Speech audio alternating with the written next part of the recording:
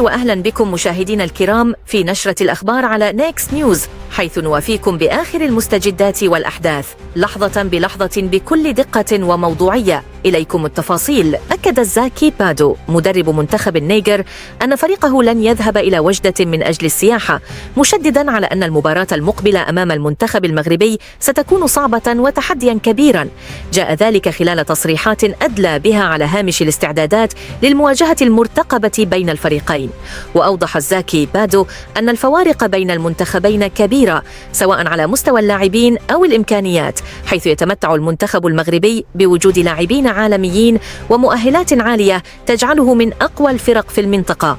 ومع ذلك أشار المدرب إلى أن منتخب النيجر رغم كونه في طور البناء سيحاول تحقيق المفاجأة والدفاع عن حظوظه في المباراة.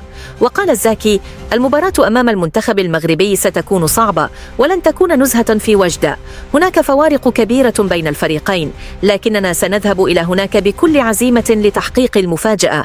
نحن ندرك التحدي لكننا مستعدون لبذل كل الجهود. يأتي هذا التصريح في إطار الاستعدادات للمباراة التي ستجمع بين المنتخبين المغربي والنيجري، حيث يسعى المنتخب المغربي إلى تعزيز موقعه في التصنيفات الدولية، بينما يحاول منتخب النيجر إثبات وجوده وتحقيق نتائج إيجابية رغم التحديات التي يواجهها. وتعد هذه المباراة جزءاً من المنافسات القارية التي تشهد مشاركة عدد من المنتخبات العربية والأفريقية، حيث تعد وجدة المدينة المضيفة لهذا اللقاء الكروي المثير.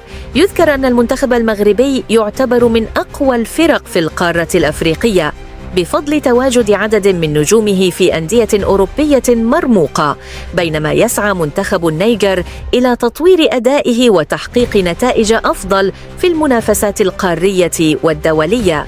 ختام نشرتنا لهذا اليوم، شكرا لكم على حسن المتابعة. لمزيد من الأخبار تابعونا على موقعنا الإلكتروني وصفحاتنا على مواقع التواصل الاجتماعي. إلى اللقاء.